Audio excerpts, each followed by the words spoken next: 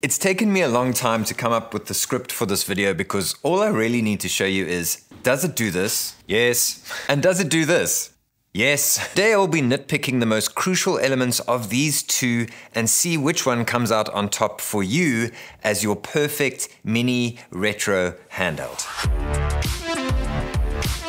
So first, build quality. So there's not much to go on here apart from the fact that we know Handheld have been making pretty solid quality devices for a while now. Whereas the Miyoo Mini had a pretty rough start back in the day. This one has had reports of this metal plate peeling off. You know, I've got it just slightly raised here, which is a concern. It actually arrived from the shipping people quite warm, which I was quite upset about, and I think that might have caused this to raise. So, you know, if this isn't shipped properly to you, it could mess up the glue and cause this to lift. But both have shoulder button issues. Now, my friend Shem at Retro Breeze hates the shoulder buttons on the Handheld, and the reason is this.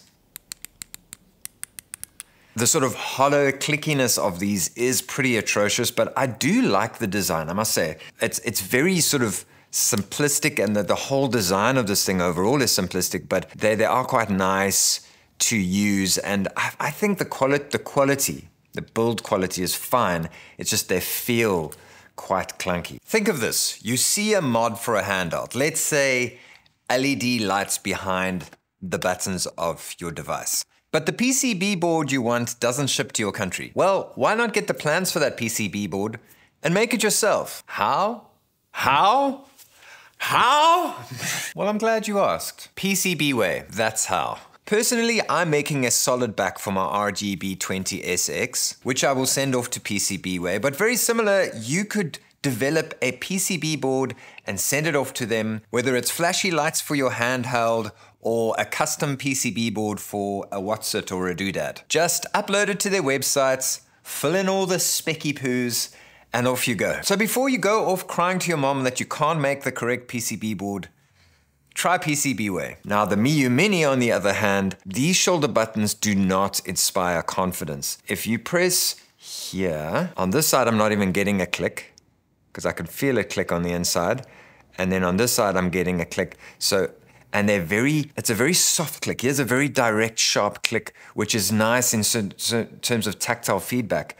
I'm worried that these shoulder buttons, once they're worn in, are going to be even worse. And these shoulder buttons rock back and forth. They do not inspire confidence. And so it might not be so much a quality thing, but it doesn't feel very inspiring in terms of the quality. Like sometimes I don't even feel it clicking. So it's very mushy, and I don't like that for a shoulder button. Okay, so controls. Now the Handheld is very firm, too firm in fact. I do not like how firm these are, but they should wear in. But they're just unnecessarily small. I mean, if you compare it to the Miyoo Mini, why did they have to go for these tiny buttons? Well, the Miyoo A30 has large buttons which are excellent, very soft to press. However, the Miyoo D-pad is actually worse than their older devices with extremely sensitive false diagonals. While Street Fighter was actually quite nice to play on the Miyoo, I usually use Contra and Power Blade to test the false diagonals vertically and horizontally, and it kind of failed hopelessly on both of those accounts. However, the Miyoo also has a joystick which snaps to the cardinals, so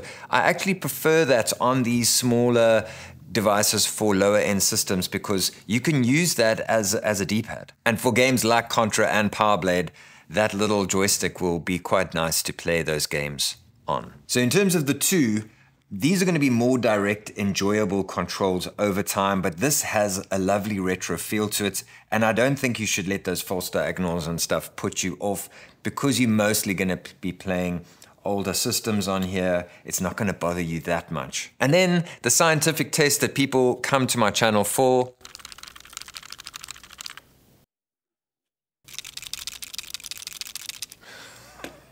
Handheld, I tell you, like every video I make about an Handheld device, I complain about that and people give me grief about it. And it's kind of like other reviewers make a big deal of certain things, but I can't get past that rattle. They are well-made devices, but I tell the story on a regular basis. When I got my first Handheld, the RG350M, it was money that I had saved up, and I bought this thing, and the first thing I did was pick it up and it rattled. and I thought to myself, this is the metal version. It should be a premium device. And it immediately rattled. That's not good. So for someone who's new to this hobby and isn't au fait with putting tape and all that kind of stuff, it just isn't acceptable. Like, dampen your buttons. Don't leave it to the community to put tape on your devices that we're paying good money for. These are cheap devices, but anyway. Okay, so we're going to quickly do a brightness and darkness test. I do know that the Anbernic has a shortcut where you press the menu button and the volume button, and it sets the brightness, which is nice. But I can't find a similar shortcut on the Miu. There might be one, but I cannot find it. The Miu is interesting because look how dark it goes. This is almost invisible to the eye now in the studio, but it is visible. So in a pitch black room, that's going to be quite a nice setting. Basically what it's done is it's switched the backlights off on the screen. But that's kind of an unfair thing, but that it is available. So let's quickly put that on. So we put it on to 1. Okay, so remember what I said, you can switch the backlights off on the A30. And something that I have noted on Anbernic screens lately is, like, for instance, on the new SP, the screens are bright, but they're also washed out. And that is sometimes a sacrifice you've got to make.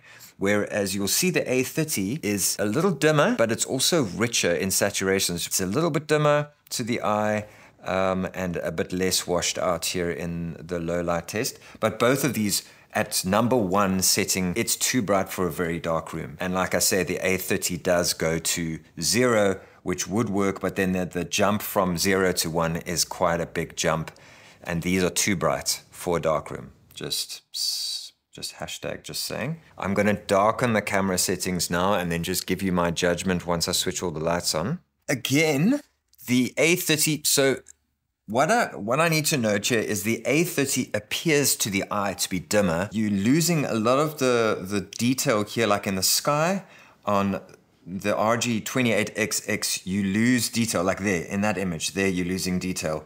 There, the sky goes darker. But there, like that little fade out, you're losing detail in those situations. So even though this appears dimmer to the eye, I don't think it actually is dimmer. So I definitely, just like in the olden days with the Miu Mini, I definitely give the win to the Miu A30 as a screen. They really do select lovely screens. I must say the fact that there is a shortcut on the Anbernic for brightness is a huge win. That you often with these devices want to change brightness while you're playing a game, and you just, I can't find the shortcut for the Miu Mini, so if I do find it, I'll put it on the screen now, but I can't find it. All right, 112.3 grams, 126 grams. The RG2 ATV, one of my favorites of all time, 123 grams, 107 grams Miu Mini, and then the GKD Pixel, which is 107 grams, even with the metal shell. This has a smaller screen. I think this has the same size screen. So the Miu Mini, 123, lighter.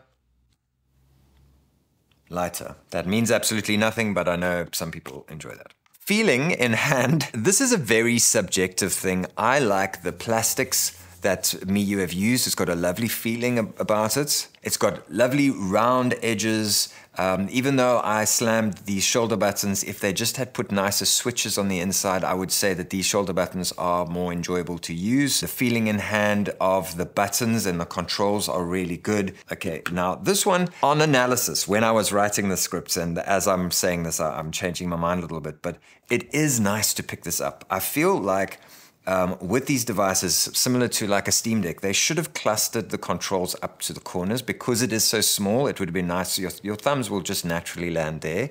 So having the controls in the middle here was, to me, a silly choice. I think they just went for aesthetic, because even holding it here, look how nice that looks. But the controls are very firm and very small. That might be a problem for some people. But overall, also got lovely round edges. Just not as nice feeling, the plastic and all that sort of thing, but I do enjoy picking this up. I think what it is this is just so nice to, even the fact that it rattles, it's so nice to just throw in your pocket. It makes it feel like it's less of a drama and less of a, if I break this, it's going to be the end of the world, to just throw it in your pocket. I think that's what it is. And then perceived build quality, I've kind of qualified, I used to just say build quality rating. Perceived build quality rating, out of 5. I'd give these both a 3.5. Both of them actually because of the shoulder buttons. These shoulder buttons lack confidence, and these are just as janky AF.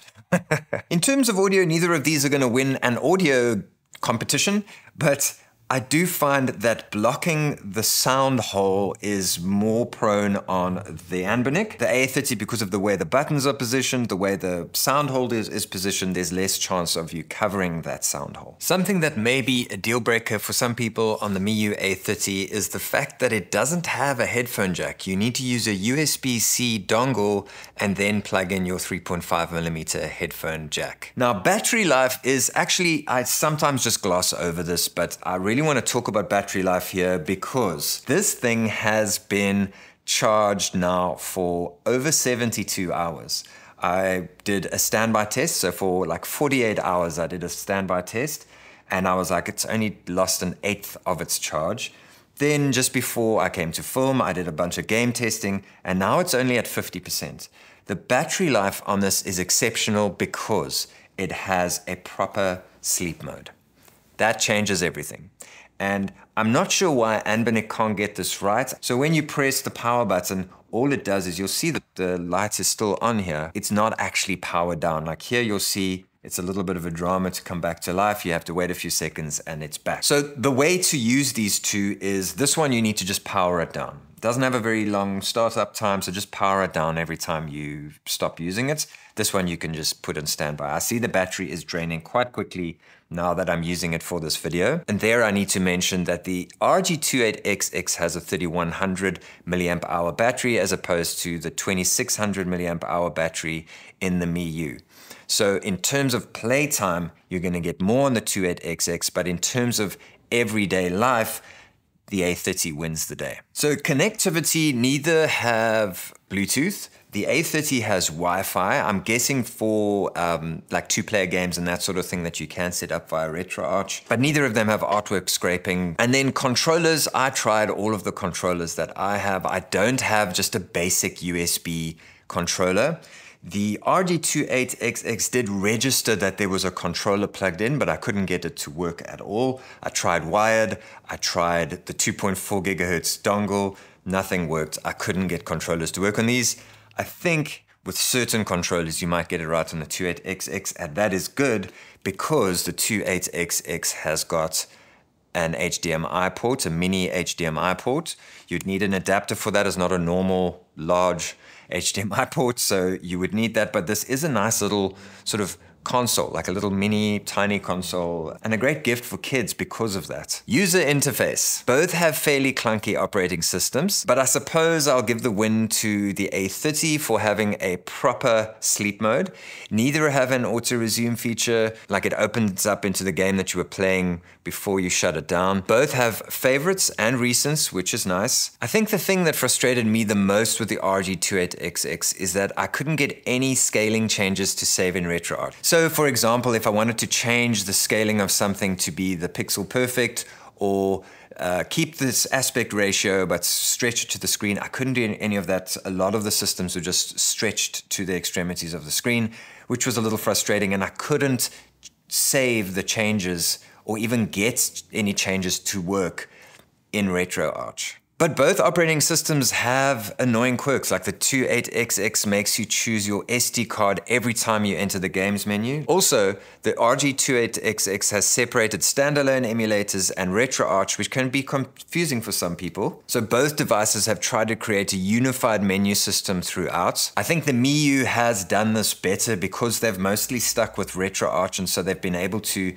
unify it with one menu system throughout the thing, whereas with the RG28XX, we've got RetroArch in some of them, and then their sort of standard menu in the standalone emulators. So I'd say the A30 wins just by a hair's breadth in terms of being a little bit more user-friendly. And then if you're into custom firmware, and I'm dying to just get into that, I've been neglecting that part of this whole journey, which I really enjoy, is getting into custom firmwares. The RG28XX definitely pulls ahead in that regard. It's got Newly, it's got Miu OS, it's got MinUI, UI. Personally, I like Min UI, but it does remove some of the retro systems you're able to play on it. The A30 only has an SD card overhaul that someone has provided in the community, and then RA30, which is an overhaul of the stock operating system, which irons out some kinks and some performance issues that some of the reviewers picked up early on. But I do think eventually, Miu are quite good with this. I think eventually they are going to sort that all out.